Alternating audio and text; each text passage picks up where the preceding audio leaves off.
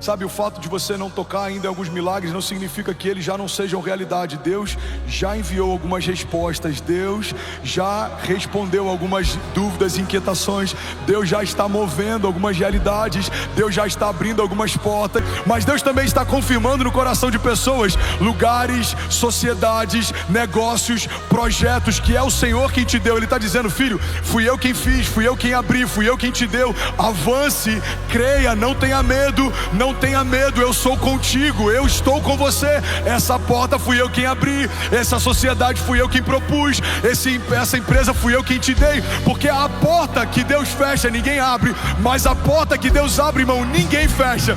E quem caminha com Deus sabe que é melhor uma porta fechada por Deus do que tentar forçar uma porta que Deus nunca abriu.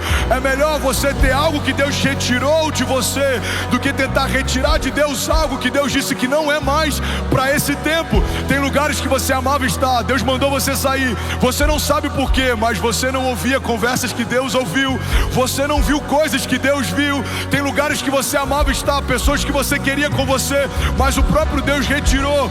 Por quê, pastor? Porque Ele sabe daquilo que você não sabe, Ele vê aquilo que você não vê. Talvez no seu tempo presente não faça sentido algumas renúncias, mas no seu tempo futuro elas vão fazer todo sentido.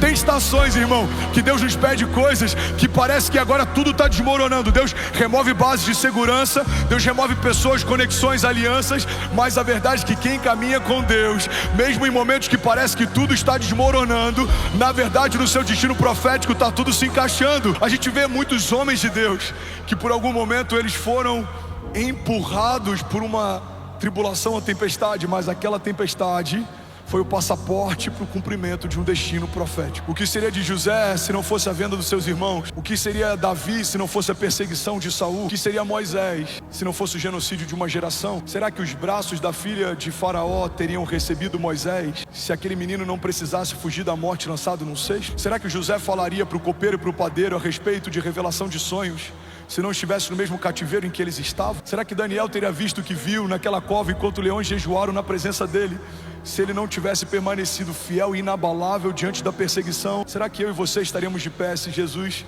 tivesse afastado o cálice e não tivesse obedecido à vontade do Pai? Será que a minha casa e a sua seriam salvas se o Filho de Deus preferisse fazer a vontade dele do que obedecer à vontade do Pai? Se Jesus não tivesse uma vida de oração, sendo 100% homem, apesar de ser 100% Deus, será que se ele não tivesse consultado ao Pai como consultou no Getsêmani, a nossa história não teria sido diferente? Glória a Deus por Judas, pela sua traição, liberou o destino profético de toda a humanidade. Glória a Deus pela venda dos irmãos de José e pela forma como eles passaram a resisti-lo, empurraram José para o seu governo. Glória a Deus pelo cesto que carregava Moisés no rio.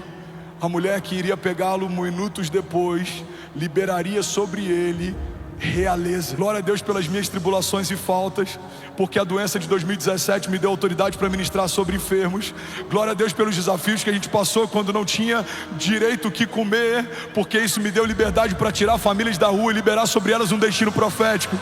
Glória a Deus pelas perseguições ministeriais e homens fortes que tentaram apagar o meu nome, porque eu permaneci fiel e o próprio Deus soprou o meu nome em lugares em que alguns desses homens não têm mais acesso, não podem entrar. Glória a Deus, irmão, pelas lutas e tribulações que, como Paulo diz, são leves e momentâneas, mas elas estão gerando em nós uma glória eterna que pesa mais do que todas elas. Glória a Deus pelos testes, porque são eles quem nos promovem. Glória a Deus pelas faltas, porque são elas que fazem a gente reconhecer o que de fato importa. Quando todas as nossas bases são removidas, a gente se lembra que tudo que a gente precisa, a gente já tem. Jesus, o autor e consumador da nossa fé, Ele é poderoso para restituir o que foi roubado, Ele é poderoso para te dar o que tentaram tirar de você, mas para isso você precisa, irmão, ouvir os céus. Talvez ao seu redor as palavras são palavras de desânimo, de cansaço, de morte, mas as palavras que Deus tem para você são palavras de vida e de eternidade.